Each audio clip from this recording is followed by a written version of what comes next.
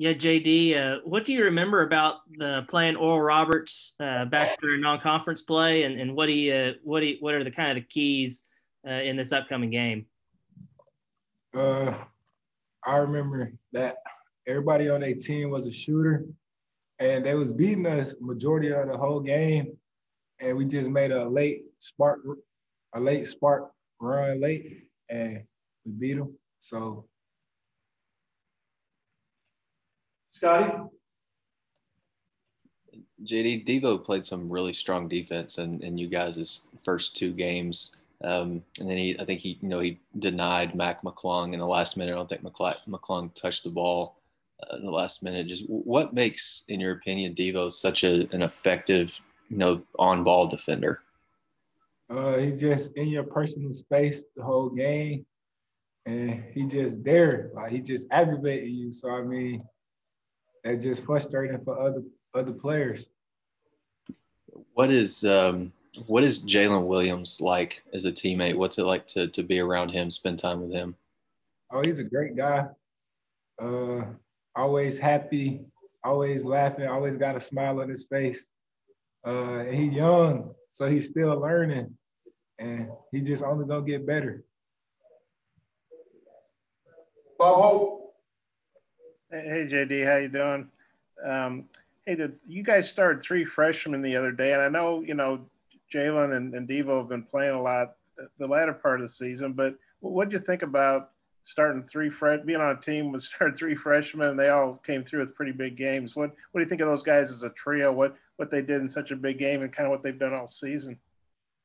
It just shows you how special they are, and they just hoop. And then you guys have been falling behind. You mentioned the RU game. That was one of several you guys fell behind by double digits, but you came back and won. You did in both these NCAA tournament games. What do you think it is about this team that it falls behind, but then most of the time it finds a way to come back and win? Just goes to show you how resilient we are. We don't want to be getting down in these games, but I mean, sometimes it happens. So it just shows you how much fight we got and how competitive we are. The fact that you've been able to overcome so many, double-digit deficits, does that give you guys confidence that, hey, you get down by 14 to Colgate, you get down by 10 to Texas Tech, but you don't panic because you've been there and you've come back before? Oh, yeah, for sure. We always think we in the game no matter how much we down. We know it's not a 10-point play, a 14-point play, but we just go chip away, chip away, chip away. Okay, I got a couple more, but I'll turn it back to Mike if time allows. Thanks, JD. Tom Murphy. JD, have you guys studied the tape of ORU's 2 tournament games? And if you talk about their personnel a little bit, trying to slow down Obmas and just what they look like to you in the postseason? Their 2-man game is phenomenal. Just Atmos or Obano, like they're both shooting the ball very well. They both averaging like 28 plus in this tournament throughout the 2 games. So it's going to be a tough task to stop them too, but we're up for it. Steve Sullivan. Hey, JD, you talked about Devo. I want to know when you go out at him in practice, does he lock you up or how does that go between you and him? Man, we don't even – I don't know. I don't know how to answer that question. Well, do you get how does it go usually? Just be honest as far as when you go up against him. I mean, back when we was going live in practice, I mean, it was just whoever day it was. Sometimes he'll get a stop. Sometimes I'll score on him. All right, and then talk about just the confidence coach has on you at the end of a game to clear everybody out and let you create. I mean, that just goes to show the work that I put in and the confidence that my coaching staff and my teammates have in me. All right, thank you, buddy. Curtis. Hey, JD, obviously you guys have been doing a lot of things really well to still be playing at this point, but do do you feel like there's another level that you guys can still go to, and what are maybe some areas you can improve on heading into the weekend? Oh yeah, for sure. There's still some areas we can improve on. Just still learning. Like some of the guys, like Jay Will, he just came back. We didn't have him for like 2 games, so his impact coming in the game bring a huge difference with him being able to pass. Just he actually screened people and just different things like that. Jacob? JD, obviously Oral Roberts is a much different team than when you saw them in December, but so are you guys. What's the biggest difference, do you think, between you guys the first time you played them and then now back in late March?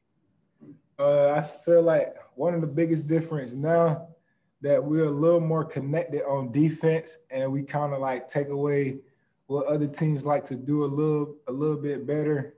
And I feel like our defense is different. Like our schemes is different from when we played in the first time.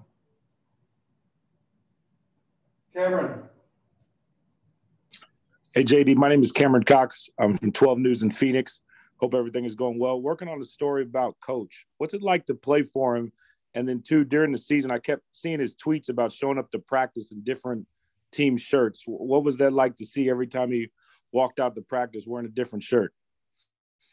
You just wonder what team he gonna wear next. And like it's great playing for Coach Mush. He a guy that's gonna want you to bring it each and single day.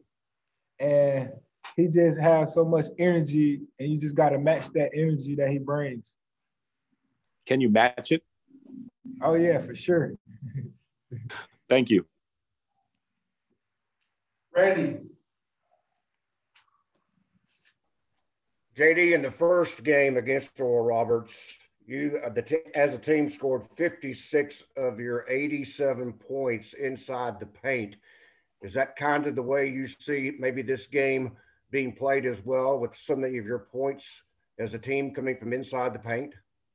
Oh, for sure. We want to take advantage of every mismatch we get, and sometimes just down on the block, or just like Jay Will did last game, catch it and then turn and face, hitting cutters, getting back doors. So we just want to take advantage of all those opportunities. You played 2 different teams in the tournament with different styles. Texas Tech was a grinded game, and Colgate was pretty much up and down. Same thing I think you'll see in this game. Would you anticipate Oral Roberts wanting to run with you? Yeah, for sure. But like they're one of the highest 3-point percentage teams in the nation, and they get to the foul line and make one of the highest percentage free throw teams too. So we got to keep them off the line as well as keeping them in front of us while contesting all their shots. So we just want to make it difficult on them. Thank you, JD. Bob, final question, please. Yeah, JD, going back to that, the weight vest brick practice after you guys lost at LSU, and I know Eric said at the time that might hurt you guys for the Alabama game, having such a tough physical practice, but it would help you in the long run. At the time, do you remember thinking, man, coach is crazy, or what's he doing? And obviously it worked kind of. And was that a good bonding thing for you guys? Just wondering what you remember about that and how you think that's impacted the team. All I know is that we didn't want to do it again. So, I mean, we kind of bought into what coach was telling us, and that kind of turned our season around. So, I mean, hopefully it was a good thing. When it was happening, were you thinking, what's he doing? Or did you sort of understand why he was making you guys do that? I kind of sort of understood why he was making us do it. Okay. Thank you. Thank you, JD. Appreciate your time.